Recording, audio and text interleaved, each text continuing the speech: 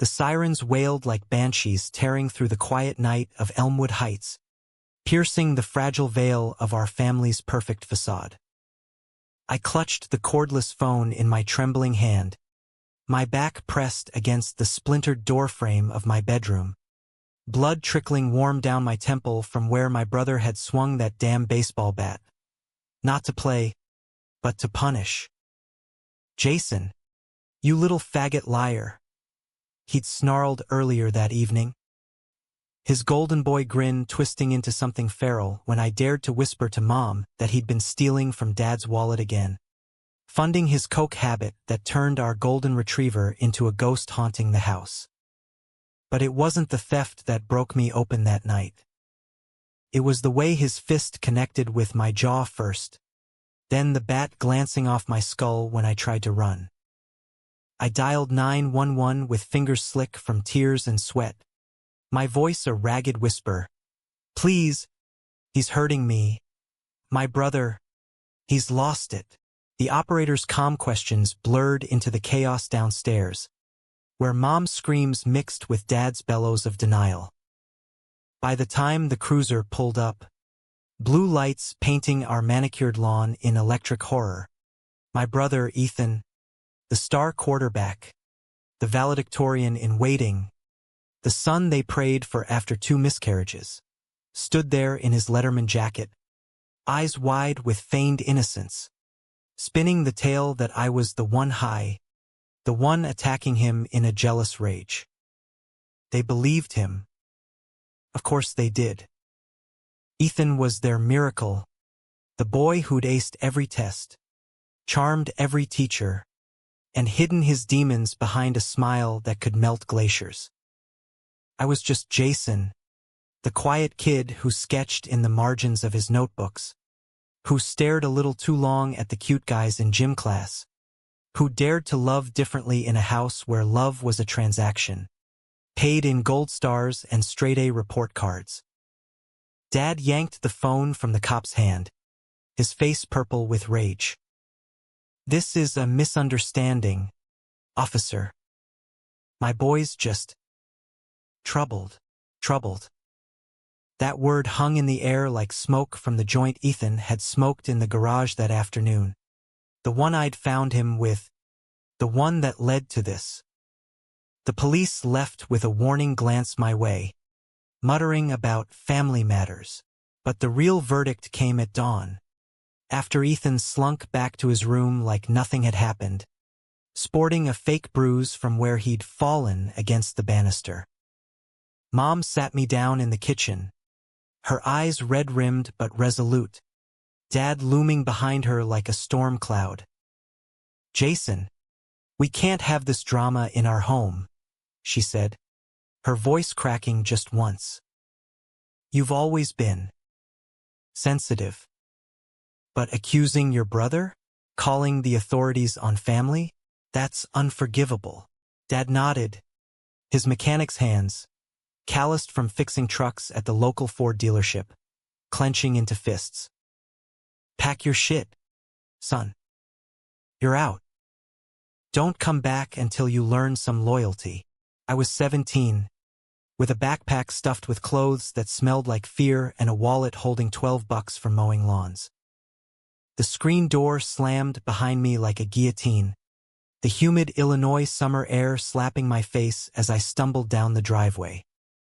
Neighbors peeked through curtains, whispering about the crazy kid from the perfect cul-de-sac. Ethan watched from his window, that same golden grin flashing like a knife. I walked until my legs gave out at the edge of town, collapsing under a rusted playground slide where the world blurred into sobs. How do you unbecome a son? How do you survive when the people who made you decide you're disposable? The first nights were a blur of bus benches and church basements, the kind of places where runaways like me traded stories over lukewarm coffee. I hitched to Chicago, the windy city swallowing me whole with its skyscrapers and secrets. Skid Row alleys became my crash pads, where I learned to dodge creeps and share cigarettes with other lost souls. Kids with tattoos hiding scars, dreams deferred like bad debts. I panhandled on Michigan Avenue, the tourists tossing quarters without looking, their eyes sliding past the "will work for food" sign that felt like a lie on my tongue. Hunger gnawed deeper than the cold, but pride kept me from calling home. What would I say? Sorry for bleeding on your Berber carpet? That's when I met Marco, a wiry Puerto Rican artist with eyes like polished obsidian and a laugh that cut through the fog. He found me sketching the bean at Millennium Park, my pencil strokes furious against the page, capturing the reflective steel as if it could mirror back a life worth living. "Kid, you got fire in those lines," he said, plopping down beside me with a half-eaten hot dog. "Name's Marco. You eat today." I shook my head, throat tight. He split the dog without a word, and just like that, I had a couch in his Logan Square walk-up, a crash course in street survival, and my first real friend who didn't demand I change. Marco introduced me to the underground scene, the gay bars in Boys Town where rainbows weren't just flags but lifelines. I'd never said the word gay out loud before, not even to myself, but there in the thump of bass and the press of bodies, it fit like a key in a lock. One night, nursing a watered-down soda at Sidetrack, I locked eyes with a guy across the room, tall, with tousled brown hair and a jawline that could cut glass, laughing with his buddies like he owned the joy in the air. He caught me staring, winked, and sauntered over. "Owen," he said, extending a hand warm from his beer. "And you look like you could use a dance partner." Owen Hayes was 22, a barista by day and aspiring photographer by night, with a Canon slung over his shoulder like a talisman. He grew up in the suburbs of Evanston, a world away from my trailer park-adjacent hell, but his easy Midwestern drawl hid cracks of his own. A dad who'd bailed after coming out, a mom who prayed for his phase to end. We danced until sweat slicked our shirts, his hand firm on my waist, guiding me through the crowd like I belonged there. Later, under the neon glow of a street lamp, he kissed me, soft at first, then hungry, tasting of hops and hope. "Stay with me tonight," he murmured against my lips. I did, and for the first time since the sirens, sleep came without nightmares. Life with Owen was a patchwork quilt of stolen moments. Lazy Sundays flipping through his photo albums, his lens capturing the grit and grace of the city, the L trains rattling like thunder, couples tangled in Lincoln Park under autumn leaves. He saw me, really saw me, not as the broken kid but the artist starving for color. "Your sketches, Jazz, they're poetry," he'd say, tracing the lines of my latest drawing, a fractured family portrait where Ethan's face bled into shadows. I started waitering at a dive in Wicker Park, saving tips for art supplies, dreaming of galleries that might one day hang my pain on their walls. But the past is a shadow that lengthens with every step forward. 6 months in, a letter arrived at Marco's, forwarded from a shelter Dropbox. Mom's handwriting, shaky on the envelope. "Jason, we're sorry. Ethan. He's struggling. Come home. Please." I tore it open, heart hammering. Inside, a check for $500 and a plea. "Family sticks together." Owen read it over my shoulder, his brow furrowing. "This a trap, babe? Or a lifeline?" I crumpled it, the paper cutting my palm like Ethan's bat had my skull. "Neither." It's guilt dressed as grace, yet doubt wormed in. Was Ethan really struggling? Had they finally seen the monster behind the mask? Owen held me that night, his fingers combing through my hair as I spilled the whole ugly truth, the beatings disguised as brotherly roughhousing. The way Dad turned a blind eye because Ethan brought home trophies. The whispers about my softness that started when I was 12 and caught me staring at the neighbor's son. "You're not soft, Jason," Owen whispered fiercely. "You're steel. Forged in fire they couldn't touch." His words wrapped around me like armor, but the ache lingered, a bruise that time couldn't fade.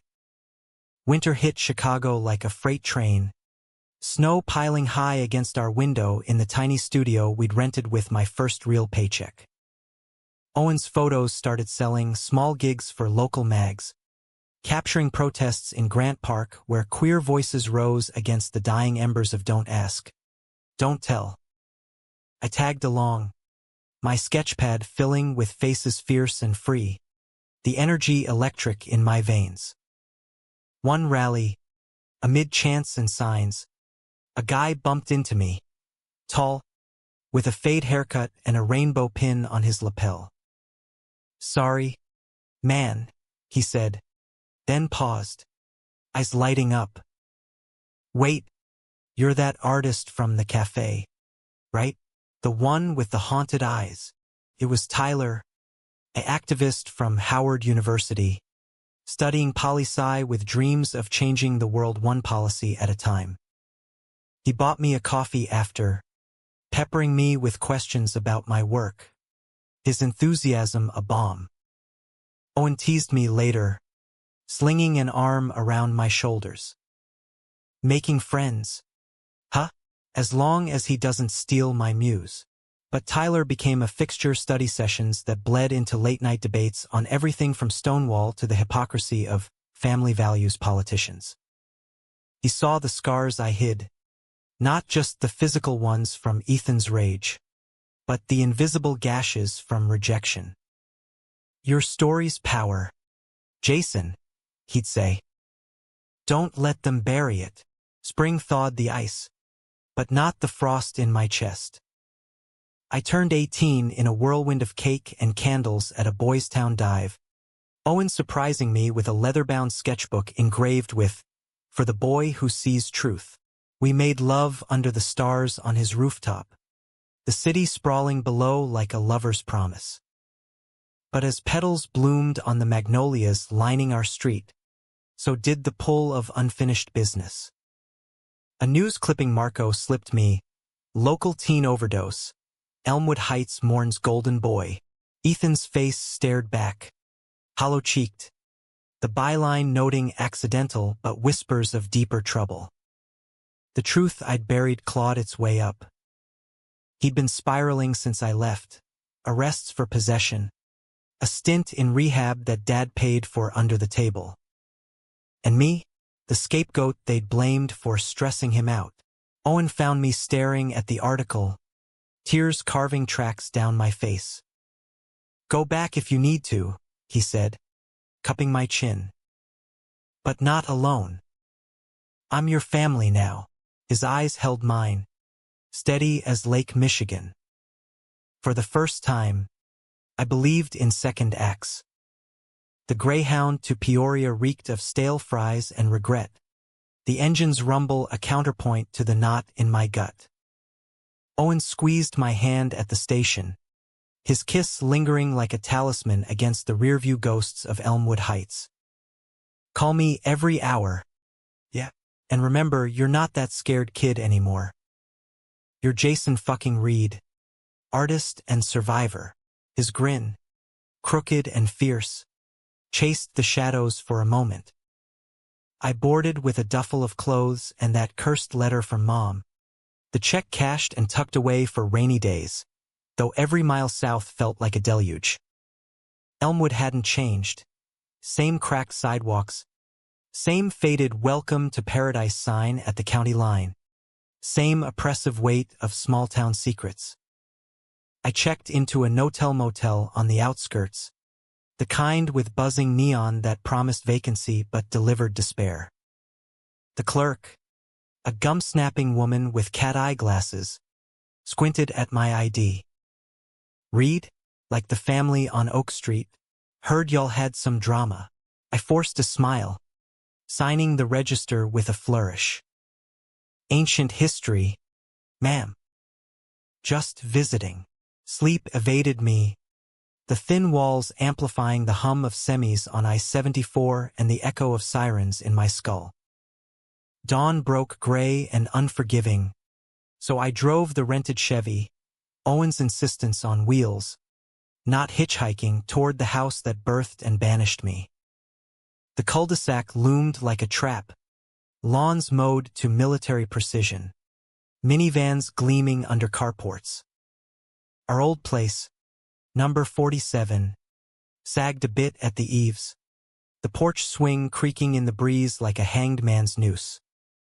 Mom answered on the second knock, her face a map of new lines, hair streaked with silver she hadn't bothered to dye. Jason, the word escaped like a gasp, her hand fluttering to her throat. Behind her, Dad shuffled in from the kitchen, apron dusted with flour pancakes, his Sunday ritual, unchanged. Ethan's absence hung heavy, a ghost in the empty chair at the breakfast table. "Son," Dad rumbled, voice thick. No hug, just a nod that might have been shame. We sat in the living room, the same plaid couch where I'd confessed my first crush at 15, only to be met with Bible verses and averted eyes. They talked in circles, how Ethan had hit bottom after the OD, how rehab in Iowa had fixed him, how they missed me. "We were wrong to send you away like that," Mom finally whispered, tears pooling. "The police report. We didn't read it right. Blamed you for his anger." Dad cleared his throat, staring at his boots. "Boy's got demons, like his old man. But your blood, Jason. Forgive us." The words twisted like a knife. Forgiveness? For what? Exactly? For choosing the golden sun over the bleeding one? For ignoring the bruises blooming like ink on my skin for years? I pulled out the envelope I'd carried like a bomb. Letters I'd written but never sent. Sketches of our fractured home. And a copy of the 9/11 transcript I'd FOIA'd last month. Black ink stark against white. "This isn't about absolution," I said, voice steady despite the tremor in my hands. "It's about truth. Ethan didn't just struggle. He terrorized me. And you let him because he was your trophy." Mom's face crumpled, Dad's jaw set like concrete. From upstairs, a floorboard creaked. Ethan, home from his shift at the auto shop, eavesdropping like always. He descended like a storm, leaner now, tattoos snaking up his arms where varsity stripes once reigned. "Little bro's back to stir shit?"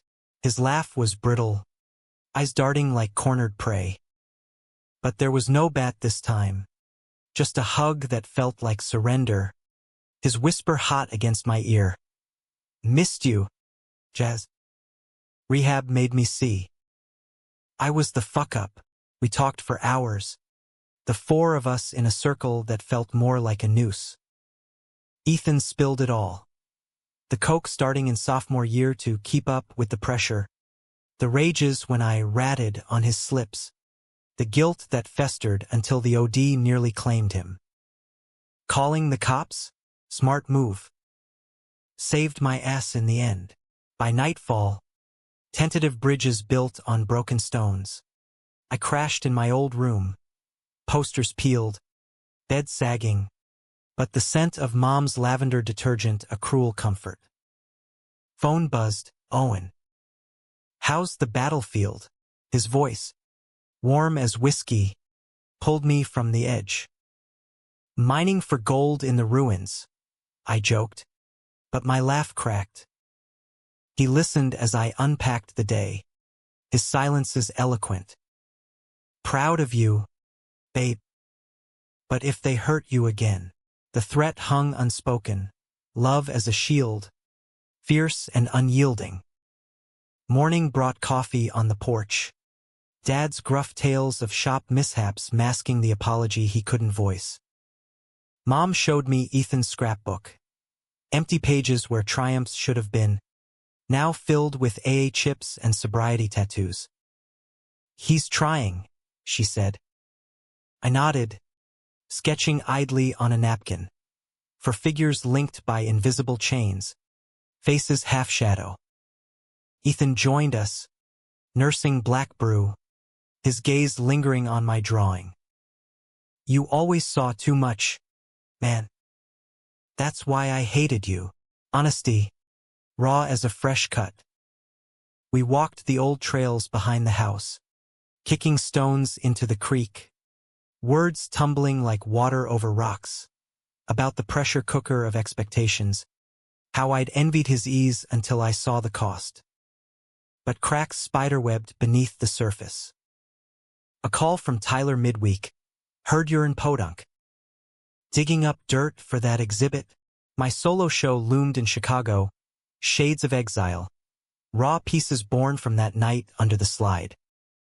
I'd planned to include the family saga, anonymized but unflinching. "More like exhuming ghosts," I replied. Tyler's laugh was sharp. "Good. Art's revolution, Jason. Don't soften for them." His words echoed Owen's, but with an edge, ambition laced with envy. We'd grown close, Tyler crashing our couch after bad dates, his flirtations veiled as brotherly pats on the back. Owen noticed, tension coiling like smoke. "He's intense," he'd say, not unkindly. "Just watch your heart." Back home, intensity brewed differently. Ethan pulled me aside one evening, eyes glassy, not drugs, but the phantom high of confession. "Dad knew, Jazz, about the beatings. Told me to toughen you up once." The revelation landed like a sucker punch, stealing breath. Dad, with his boys will be boys bullshit, complicit in the carnage. I confronted him in the garage, oil stains blooming on concrete like blood. "You let him hurt me. For what? To make a man out of me?" Dad's face folded, wrench slipping from his grip. "I was wrong. Raised wrong myself. Thought pain built character." Character. The word soured, but his tears, real, wrenching, cracked my armor. We embraced awkwardly, the scent of motor oil mingling with salt. Owen flew down that weekend, his Nikon capturing candid shots. Mom's hesitant smile over pot roast, Ethan's awkward high five, Dad's nod of approval at Owen's good grip. "Families expanding," Owen quipped, but his eyes searched mine, gauging the toll. Nights, we stole away to the quarry's edge. City lights, distant fireflies.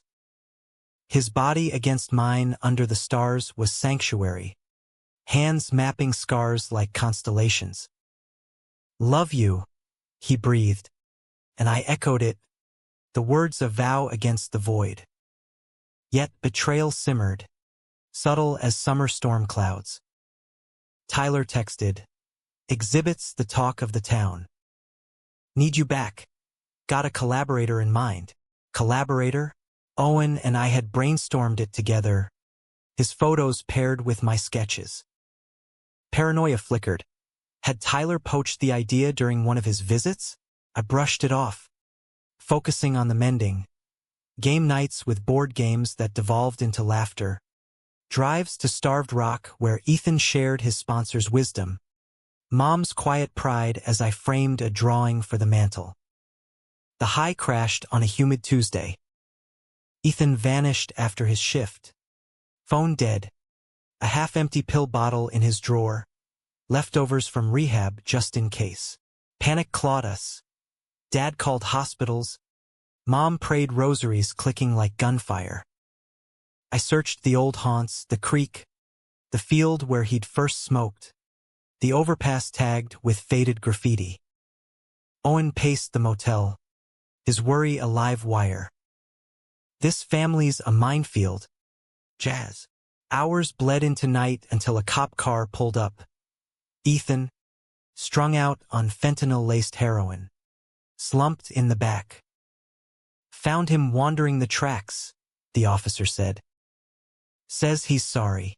Rehab round 2 loomed, but the damage rippled. Mom blamed herself. I should have seen, while Dad retreated to the bottle in the garage. I held Owen that night, his heartbeat a drum against my chest. Stay, I begged. Vulnerability raw. Always, he promised. But as sirens wailed again, echoing that long-ago night, I wondered if truth was a claim or a curse. The second overdose fractured what fragile piece we'd stitched, sending shards flying like glass from a shattered windshield. Ethan checked into a facility upstate, this one with bars on the windows and therapists who charged by the hour. Dad's overtime swallowed whole. Mom aged a decade in days, her hands trembling as she folded his clothes into a suitcase, whispering apologies to the empty room. He'll be okay this time, she insisted to me over weak tea, but her eyes betrayed the lie. I nodded, sketching her portrait in quick strokes, a woman adrift in a sea of what-ifs, waves crashing against the rocks of regret. Owen and I extended our stay, the motel becoming a limbo of takeout Thai and late-night talks. He shot a series on the town's underbelly, boarded-up factories rusting like forgotten promises, kids vaping in parking lots, the quiet desperation masked by Friday night lights. This place is a character all its own, he'd muse, lens trained on a faded class of '05 mural where Ethan's name once shone. I contributed sketches, our collaboration a bomb, but tension threaded through. Tyler's emails piled up, laced with urgency. Galleries breathing down my neck. Your pieces are key. Don't ghost us. I didn't tell Owen about the subtext. The way Tyler's we felt possessive, like he'd already slotted himself into our creative space.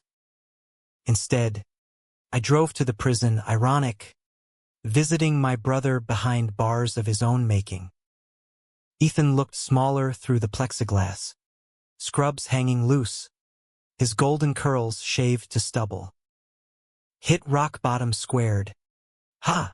His chuckle was hollow, but gratitude flickered when I slid the phone closer. Thanks for coming back, Jazz. Thought you'd hate me forever. Hate had burned hot once, but time tempered it to something colder, pity, maybe, laced with the survivor's edge. We talked circuits, his triggers, Dad's silence, Mom's enabling, my exile, the raw math of survival on Chicago streets. You were always the brave one, he admitted, voice cracking. Calling 911? Guts I never had. I pressed my palm to the glass, feeling the chill. Brave or stupid? Got me kicked out. He shook his head. Saved me. Cops that night made me face the mirror. Tears tracked his cheeks. Mine stayed damned. Forgiveness isn't a switch. It's a slow bleed, drop by drop until the wound scars over. Back in town, whispers chased me like stray dogs. Reed boys stirring trouble again. At the diner, old classmates side-eyed over hash browns, their memories of prom kings and locker room jabs resurfacing. One afternoon, as Owen and I grabbed malts at the drive-in, a truck pulled up Chad, Ethan's former wingman, all buzzcut and bravado. Heard the fairy twins back, he sneered, tossing a crumpled 20 on the hood for our tab. Owen stiffened, but I laughed, sharp as broken glass. Fairy twin? Cute. Tell Ethan I said hi when you pray to his altar. Chad peeled out, tires screeching, but the barb lodged deep, reopening veins I'd thought cauterized. That night, vulnerability crested. Owen and I lay tangled in sheets thin as promises, his fingers tracing the faded scar on my temple. "You okay?" he murmured, breath warm on my neck. I rolled to face him, shadows pooling in the hollows of his collarbone. Some days, yeah, others. It's like drowning in reverse, air turning to water. He kissed the scar, slow and reverent. "Then I'll be your lungs." Lovemaking followed, urgent and tender, bodies speaking what words fumbled. A symphony of gasps and grips, reclaiming agency in a world that had stripped it away. But betrayal brewed distant, in the form of an email from the gallery, thrilled with Tyler's pitch, exile echoes with photo integration. "Your sketches elevated. My blood iced." Tyler's pitch, Owen's concept, our late-night brainstorms over cheap wine, now repackaged without credit. I confronted Tyler via call, voice steal. "What the fuck? Man, that's our idea." His pause stretched, then a sigh, part contrition, part deflection. "Jazz is business. Owen's great, but his shots need edge. I just refined it. Come back, co-curate. We'll split glory." Glory. The word tasted like ash. Owen, overhearing, went quiet, hurt etching lines around his mouth. "He used us," he said flatly. "And you defended him?" The accusation stung. Unfair but rooted in truth. I'd let Tyler in. Shared too freely. My trust a leaky dam. We argued under the motel's flickering sign, words whipping like wind. "He's a user. Jason, sees your talent, wants a piece." I fired back. "And you're jealous? Controlling my circle?" Owen recoiled, pain flashing. "Not control. Protection. From assholes who'll burn you like your family did." The parallel gutted me. We collapsed into silence, the gulf widening like a fault line. Reconciliation came haltingly, over pie at a roadside joint, Owen's hand finding mine across the formica. "I hate seeing you hurt," he confessed. "Makes me fight dirty." I squeezed back. "I know. But we're a team." Tyler's out. We blocked him, refocused on our joint exhibit. But the rift lingered, a hairline fracture in our foundation. Meanwhile, Ethan's rehab sent progress reports, group therapy breakthroughs, a sponsor named Lou who got it. Mom visited weekly, returning with tales of his art, crude watercolors of fractured mirrors, echoes of my own work. "He's proud of you," she said one evening, handing me a letter. Ethan's scrawl, "Jazz, drawing helps. Like you said. Owe you my life." Twice. The words blurred. Pride swelled. Bittersweet. Climax brewed on a sweltering August eve. The town fair in full swing. Carnival lights strung like veins across the fairgrounds. Air thick with funnel cake and regret. Dad insisted we go as a family reset. Ethan on a supervised pass. Clean for 30 days. Owen tagged along, his camera a shield. Laughter felt foreign amid the Ferris wheel's groan. But for an hour, it worked, cotton candy sticking to fingers, Ethan's grin genuine as he tossed rings for prizes. Then, under the Midway's garish glow, Chad materialized again, drunk and flanked by old cronies. "Look at the prodigal fag and his limp wrist entourage," he slurred, shoving Ethan playfully too hard. Ethan stumbled, eyes flashing old fire. "Back off, asshole." Chad laughed, turning to me. Still whining about that 911 bullshit. Ethan's golden always was. You? Just the mistake. The crowd hushed, a circle forming. Owen stepped forward. Voice low thunder. Walk away, buddy.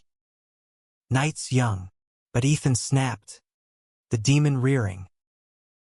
He knows the truth, Jazz. Dad paid off the cops that night. Buried the report so I could keep my scholarship. The words detonated, silence exploding into gasps. Dad, frozen by the corndog stand, face ashen. Mom's hand flew to her mouth. Chad hooted, but Owen's arm barred him, protective. Ethan. What? I started, but he barreled on, catharsis unchecked. Said it'd ruin us all, chose me over you. Every time, the fair blurred into chaos shouts. A scuffle as security hauled Chad away, Dad bolting like a spooked horse. Mom collapsed onto a bench, sobbing. Ethan, bent, met my eyes. Sorry's not enough. But it's all I got. Owen pulled me close, his heartbeat an anchor amid the storm. Betrayal, laid bare under twinkling lights, tasted like bile and liberation. We fled to the car, the engine's roar drowning sobs. Owen drove, one hand on my knee. You deserve better than this circus. I nodded, staring at the receding lights. Truth claimed, but at what cost?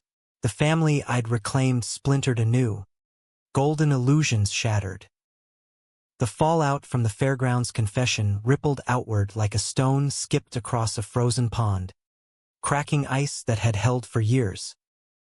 Dad vanished into the garage for 2 days straight, emerging only to fix the truck's ailing carburetor, his silence a wall thicker than Elmwood's humidity. Mom oscillated between manic cleaning, scrubbing counters until her knuckles bled, and catatonic stares at family photos, Ethan's trophies gathering dust like relics from a fallen empire. Ethan, back in rehab by dawn, left a voicemail. Fuck, Jazz. Didn't mean to nuke it. But it was rotting us anyway. His voice, raw and ragged, mirrored the hollow in my chest. Owen and I holed up in the motel, the AC wheezing like an asthmatic confidant. He captured the aftermath in Polaroids. Mom's vacant gaze reflected in the kitchen window, Dad's oil-smeared hands wrenching bolts, the fair's confetti trampled underfoot like discarded dreams.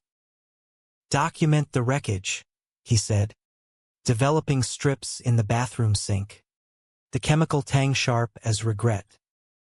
So we remember how we rebuild. I sketched beside him, lines furious, a family tree uprooted, roots tangled in lies, branches barren but for two figures, me and Owen, reaching toward light. Tyler's betrayal festered in the background, a low boil. Another email, saw the drama online, small towns. Huh? Still want in on the show? I can spin it inspirational. Inspirational? The gall ignited me. I forwarded it to Owen, who drafted a blistering reply we never sent. Instead, we pivoted, pitching our own exhibit to a smaller Chicago co-op.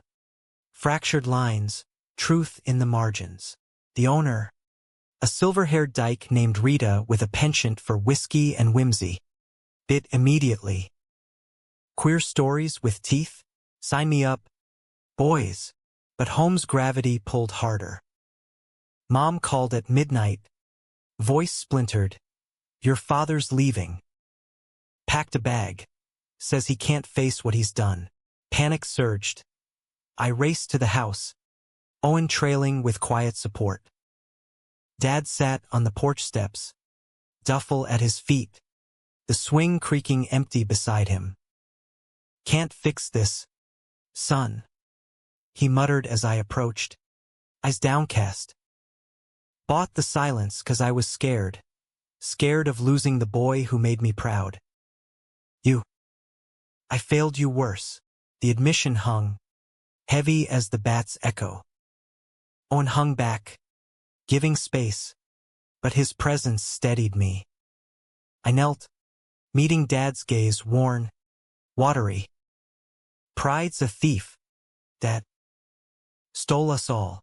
He nodded, slow, then pulled an envelope from his pocket.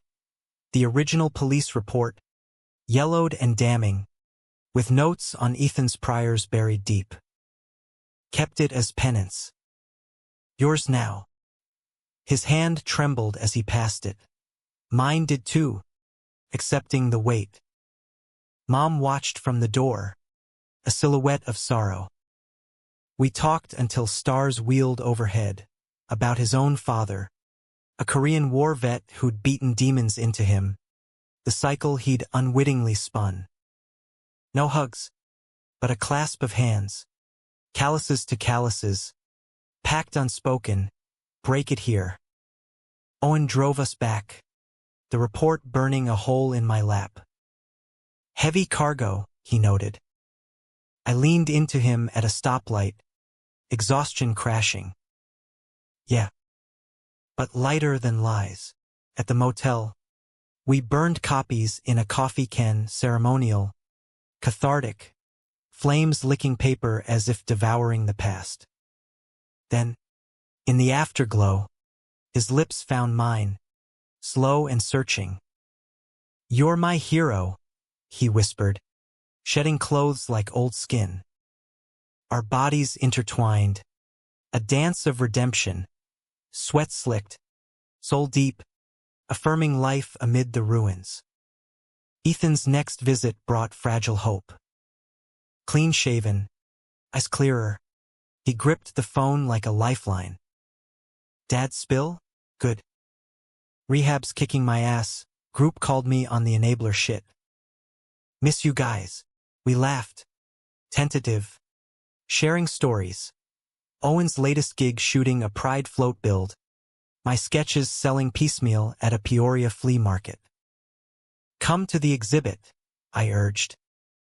See what exile births, he promised. Tentative. If they let me out for good behavior, Chicago beckoned, a siren's song. We packed the Chevy with canvases and hope. The drive north, a montage of cornfields blurring into concrete. Owen blasted Springsteen, Thunder Road, anthemic escape, his free hand laced in mine. Tyler lurked in voicemails, increasingly desperate. Dude, don't cut me out. We had something. The word curdled. I deleted them, blocking the noise. The co-op buzzed on opening night, fairy lights strung like constellations, wine flowing freer than tears.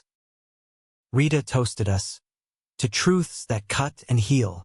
Guests milled, queer elders with stories etched in wrinkles, young activists echoing our rally days, collectors eyeing the interplay of Owen's stark photos and my visceral lines.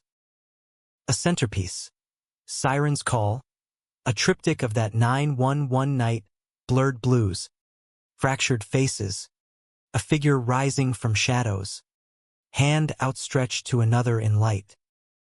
Whispers rippled, raw, real. Ethan arrived late, on a 72-hour pass, suit ill-fitting over his rehab frame. Mom and Dad flanked him, her arm looped in his. Dad's gnawed stoic. They wandered the space, faces paling at pieces titled Golden Cage, Exiles Inc. Ethan paused at the triptych, breath hitching. This. You, I nodded, throat tight. He pulled me into a hug, fierce and fleeting. Beautiful, bro. Hurts like hell, but beautiful. Mom's eyes glistened. Dad clapped my shoulder, wordless pride blooming. Owen, circulating with Prince, caught my eye across the room. His smile, soft and searing, a beacon. Later, amid the crowd's hum, he drew me to the back alley for air. "We did it," he said, forehead to mine. But joy shadowed. Tyler crashed the after-party, uninvited, face flushed with cheap Merlot. "Stunning work," he slurred, clapping too hard. "But let's be real, without my nudge, you'd still be doodling in dives." The room hushed. Owen tensed beside me. I stepped forward, voice even. "Your nudge? You stole our vision, Tyler. Twisting it for your climb," he scoffed, eyes darting. "Owen's pretty pictures needed my spin. Admit it, you owe me." Owen's laugh was ice. "Oh, we built this. You scavenged." Tyler lunged verbal, a tirade of ungrateful and riding coattails, until Rita ushered him out, banshee wailing into the night. The sting lingered, but victory sweetened it. Critics buzzed next day, a poignant queer odyssey, love as rebellion. Sales trickled, enough for a deposit on a proper studio. Back in Peoria for Ethan's discharge, the family gathered, barbecue on the porch, smoke curling like incense. Dad grilled burgers with uncharacteristic flair. Mom passed salads, her smile tentative. Ethan, sober and sheepish, raised a Coke. To truths claimed. And brothers unbroken. Laughter flowed, genuine if guarded. Stories of childhood hijinks minus the bruises. Dreams voiced without fear. Owen fit seamlessly, trading barbs with Dad over grill marks, sketching cartoons with Ethan. As dusk fell, fireflies winking, I slipped away with Owen to the swing.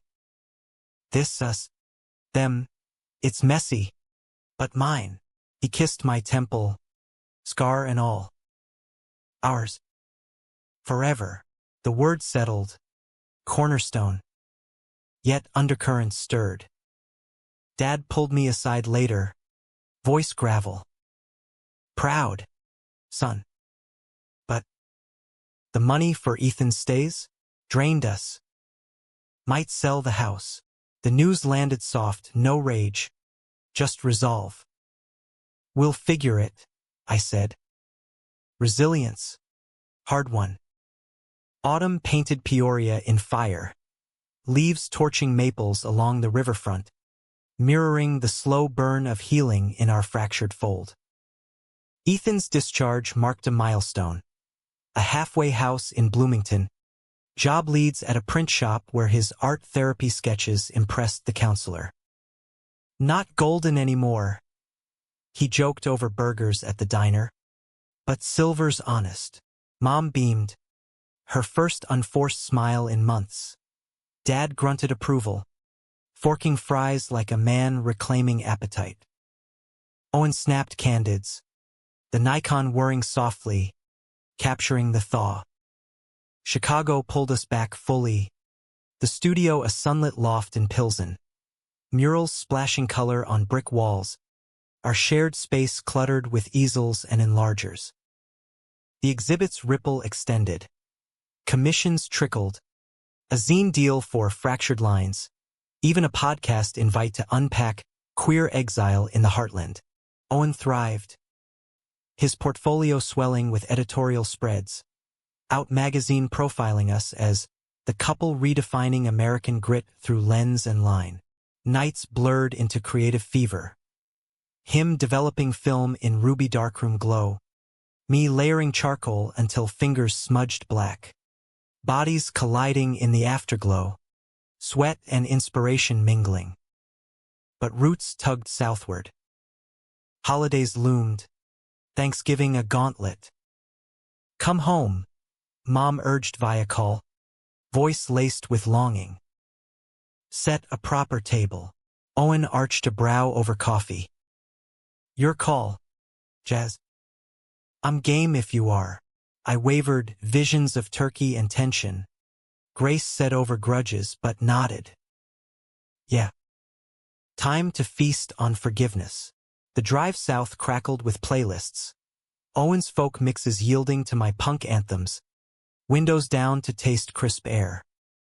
Elmwood greeted with bare branches clawing skyward. The house shored up with fresh paint. A for sale sign staking claim in the yard. Inside, aromas enveloped, sage stuffing, pumpkin pie cooling on racks.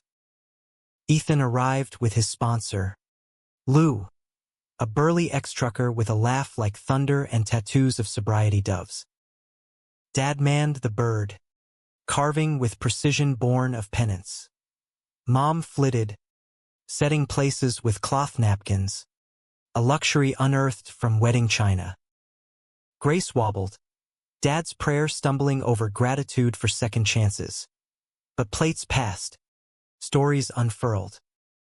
Ethan regaled Lou with shop tales. Owen bonded with Dad over carburetors, their grease monkey kinship blooming. I sketched idly, napkin turning tableau, faces illuminated by candles, shadows softened. Mom caught me, squeezing my hand. Thank you for coming back. For us, the words, simple, sealed cracks. Post-feast, we spilled onto the porch, breaths fogging in chill. Stars pricked the velvet sky, fireflies long gone but memories flickering.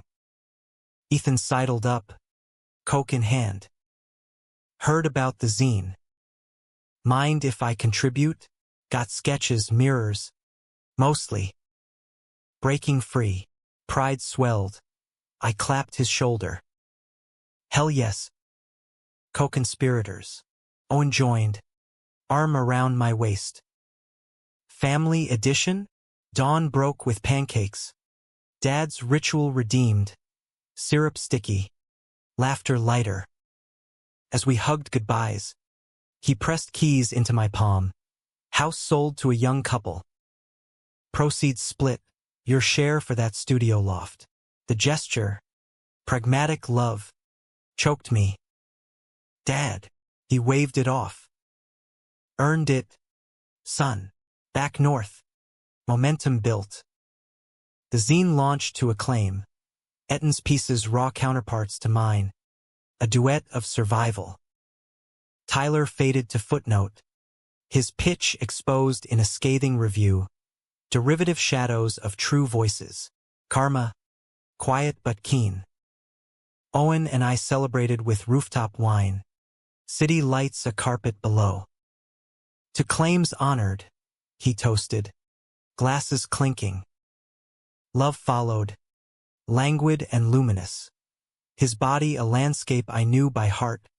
Every curve a verse in our epic. Winter whispered change. Ethan's full-time job solidified. Visits lengthening. Mom took up quilting, piecing scraps into wholes. Dad tinkered with a food truck dream. Reed's roadside redemption. We gathered for Christmas, gifts modest. My sketch of the old swing for Mom. Owen's photo print of the fairgrounds lights for Dad. Ethan's custom AA medallion engraved, unbroken. Spring bloomed defiant. Cherry blossoms dusting Pilsen streets. Owen proposed on a whim, or not, kneeling amid muraled alleys. Ring a simple band etched with truth. Marry me, Jason Reed, let's make our exile home. Tears blurred his face. I pulled him up, kissing fiercely. Yes. 1,000 times. The wedding wove worlds. Chicago courthouse by day. Peoria reception under strung lights. Ethan best man Ed. Toast teary. To the brother who called truth when I couldn't. And the man who claimed it with him. Vows exchanged. Rings slipped. Owen's eyes. Ocean deep. Locking mine. In shadows and sirens. Forever. Years layered like varnish on wood. The loft expanded to a brownstone. Our work galleries from coast to coast. Ethan sobered permanent. sponsoring runaways with a fire I recognized. Mom and Dad relocated to a bungalow near us. Holidays a mosaic of grandkids-to-be dreams. Betrayals, faded scars, stories for firesides. One eve, porch swing groaning under our weight. Owen's head on my shoulder. City hum distant, I traced his knuckles. Claimed it all. Ha! He smiled. That crooked grin eternal. We did. And it's golden, our kind. Humanity's arc bends slow, toward light earned in darkness. In America's heart, amid rust and rainbows, we built not perfection, but presence, love's quiet revolution, truth's enduring flame.